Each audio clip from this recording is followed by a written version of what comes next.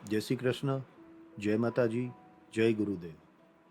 शिष्य पांचवें शिखर पे भी शाम के 4:30-5 बजे के करीब ही पहुंचा।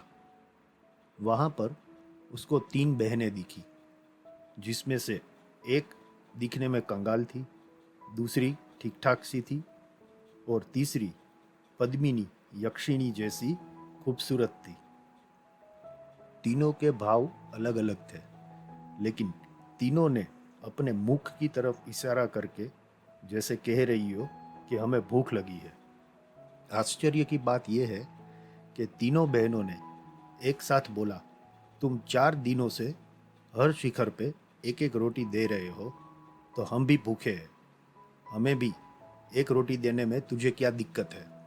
शिष्य ने सोचा कि 7वें शिखर तक पहुंचते ही उसकी सारी रोटियां खत्म हो जाएगी, लेकिन उसको तो अपने गुरु की खोज करनी थी, तो उसने एक रोटी निकाल के इन तीनों बहनों को दे दी। तीनों ने रोटी के एक एक टुकड़ा खा लिया। जो कंगाल थी वो तमस तत्व थी, जो ठीक ठाक दिखने में स्त्री थी वो राजस तत्व थी, और जो अति स्वरूपवान पद्मिनी जैसी थी वो सात्विक तत्व थी। तीनों ने बोला, आज हमने तुम्हारा तामस, रजस और सात्विक इन तीनों तत्वों को खा लिया है। इन तीनों तत्वों से तुझे पर कर दिया है। अब यह तत्व तुम्हें तुम्हारे गुरु की खोज में बाधा नहीं बनेंगे। इनके अलावा वहां पे 8 और महिलाएं थी। शिष्य ने पूछा, ये कौन है? बहनों ने जवाब दिया, ठीक से देख, तुझे नहीं पता ये कौन है? शिष्य ने जवाब दिया, नहीं, मैं नहीं जानता। स्त्रियों ने जवाब दिया, ये 8 स्त्रियां राजाधिराज भगवान श्री कृष्ण की 8 पटरानियां हैं।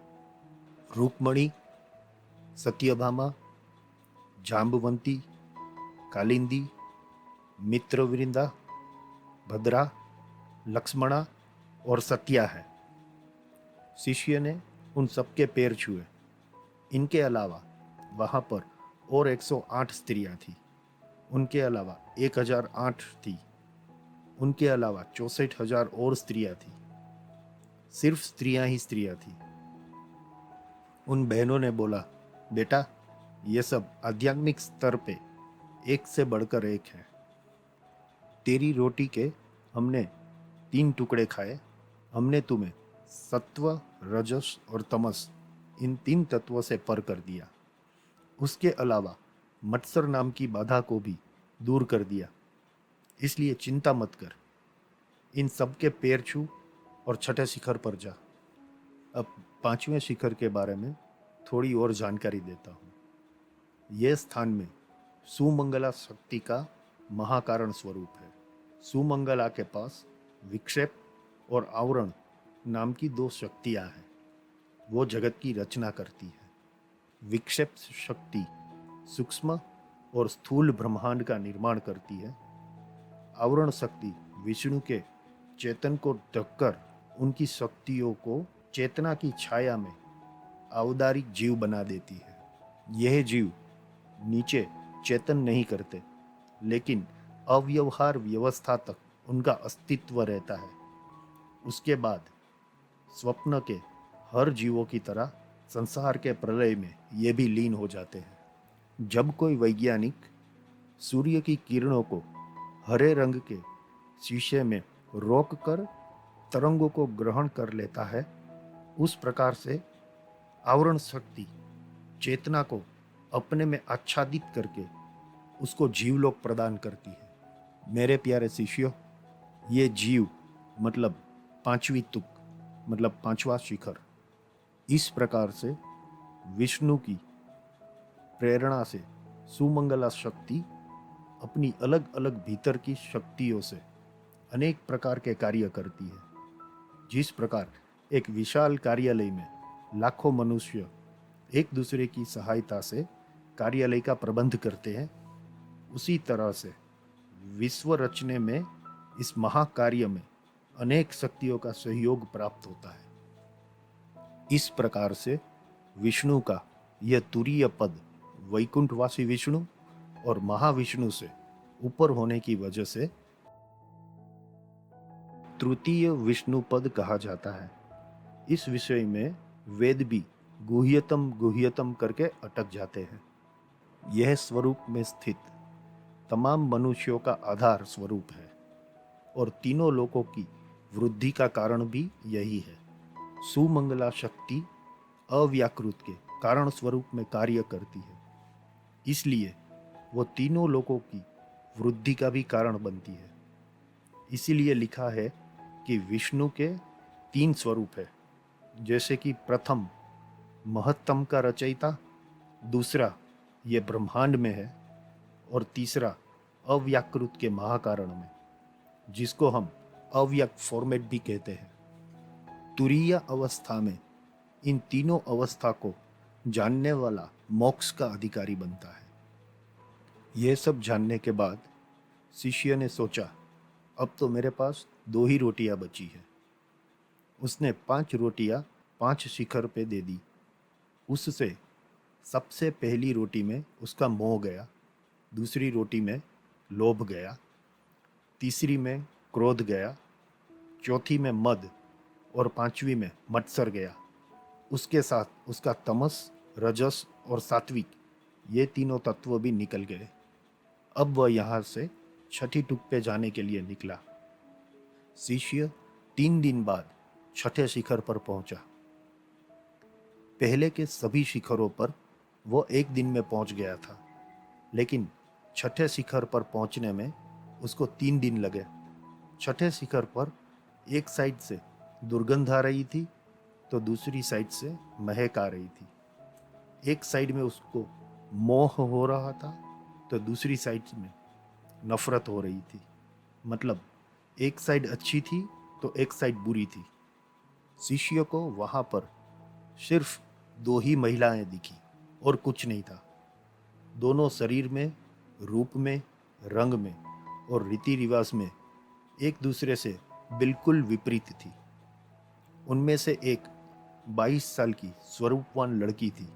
वो ऐसी स्वरूपवान थी कि जगत में ऐसी स्वरूपवान कोई नहीं होगी। ऐसी स्वरूपवान स्त्री अच्छे अच्छे ऋषि मुनियों को भी मोहित करके उनको कितने भी ऊंचे आध्यात्मिक स्तर से नीचे गिरा देती थी। दूसरी स्त्री बहुत ही पतली थी, दुर्बल थी। उसके शरीर में हड्डियां और मांस के लोचे दिख रहे थे। बहुत ही गंदी थी, जैसे सालों से नहाई न हो। उसके शरीर पे कुष्ठ रोग के निशान भी दिखाई दे रहे थे। देख ना सके वैसा उसका शरीर था।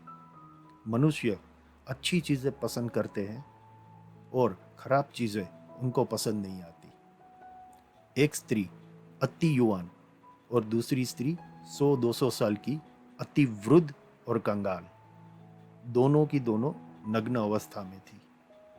जैसे उन दोनों स्त्रियों ने शिष्य को देखा और बोली, आप आ गए, कितने सालों से हम आपका इंतजार कर रहे थे। दोनों महिलाएं एक दूसरे से बिल्कुल विपरीत थी। दोनों साधु को गले लगाने लगी और शारीरिक चेष्टा करने लगी। शिष्य बोला, तुम दोनों ये क्या कर रही हो? दूर रहो, मैं साधु हूं। आप लोग मुझे अपवित्र कर रहे हैं, मेरे से दूर हो जाओ। लेकिन दोनों महिलाओं ने साधु को छोड़ा नहीं और बोली, सालों बाद पहली बार हमने यहाँ पर पुरुष देखा है और हम लोग भूखे भी हैं। संतोष और असंतोष, संगतता और असंगतता की हमें भूख है, इसलिए अब तू हमें तृप्त कर। शिष्य असमंजस में पड़ गया और बोला कि आप मेरी भक्ति, मेरा ज्ञान और मेरा योग खंडित कर रहे हो। आपको मैं रोटी तो दे दूंगा, पर आप मुझे छोड़ दो। दोनों स्त्रियों ने बोला, तुझे रोटी तो देनी ही पड़ेगी, उसमें तो कोई भी शंका नहीं है, लेकिन इसके बाद आगे क्या आएगा वह भी हम तुम्हें नहीं बताएंगे। यह सुनकर शिष्यों को बहुत गुस्सा आया। बहुत सारे लोग यहाँ से पीछे हट जाते हैं, लेकिन शिष्य बोला, अब मुझे मेरे गुरु की खोज नहीं करनी, मुझे छोड़ दो। तुम दोनों गणिकाएं हो। जैसे ही शिष्य ने गणिका शब्द बोला, ये दोनों महिलाएं बोली, सावधान, अब एक भी शब्द मत बोलना। शिष्य बोला, क्यों ना बोलूं? स्त्रियां बोली, तुम्हारे अंदर वासना छिपी थी। भले ही तूने मोह, लोभ, क्रोध और मत्सर को जीत लिया है, लेकिन तेरे अंदर काम वासना अभी तक छिपी हुई है। चील कितना भी ऊपर उड़ ले, लेकिन उसकी नजर नीचे सांप और चूहे पर ही होती है। तो ऐसी साधना किस काम की? ऐसा योग किस काम का? ऐसा ज्ञान और ऐसी भक्ति क्या काम की? फिर बोली, हमें तेरी जरूरत नहीं है। दुनिया में योगियों, साधु संतों, ज्ञानियों के लिए सबसे बड़ी बाधा जो है वो स्त्री है। हकीकत में तो नारी ही नारायणी, उभारती भी तू है तो डुबाती भी तू ही है। तुझे पहचानना मुश्किल है। तेरे अंदर जो वासनाएं हैं उसको हम दूर करने का प्रयास कर रहे थे, उसको हम खा जाते मूर्ख। तुझे शुद्ध करने के लिए हम ये सब कर रहे थे। शिष्य दंग रह जाता है और उन दोनों के पैर छूता है और माफी मांगता है। दोनों स्त्रियां अपने दिव्य स्वरूप में उसको दर्शन देती है। एक शिवा देवी परा अम्बा माँ पार्वती थी और दूसरी प्रकृति की माया, जिसको हम महामाया भी बोलते हैं। वो बोली, हम अच्छे अच्छों को गिरा देते हैं बेटा। मैं कृष्ण की योग माया, जगत की जोग माया, परा अपरा शक्ति की महामाया हूँ। तेरे पूर्व कर्म अच्छे हैं, तू हमें एक रोटी दे दे। फिर एक रोटी खा के दोनों बोली, अब तू 7वें शिखर पर जा। तू जिसे ढूंढ रहा है वो तेरा गुरु वहां पर ही बैठा है। ये सुनकर शिष्य के आनंद की सीमा न रही। दोनों बोली, तेरी ये काम वासना तेरे अंदर से हमने निकाल दी है। हमारे निर्दोष स्वरूप से तुम्हारे अंदर की अनिर्दोषता को हमने बाहर निकाल दिया है और तुझे शुद्ध चेतन बना दिया है। मेरे प्यारे शिष्यों, हम लोग वहां तक पहुंच नहीं सकते और हमें भगवान के दर्शन करने हैं। ऐसा मत समझना कि तुम्हारे गुरु ये सब बातें हवा में कर रहे हैं। मुझे अंदर से भगवती, जगदम्बा सरस्वती जो दिखा रही है वही मैं बोल रहा हूँ। ये सब तो आदि अनादि काल से चला आ रहा है। शिष्य का काम, मोह, लोभ, क्रोध, मद, मत्सर, ये 6 दोष और 3 तत्व हर लिए गए, निकाल दिए गए और उसको शुद्ध चैतन्य बना दिया।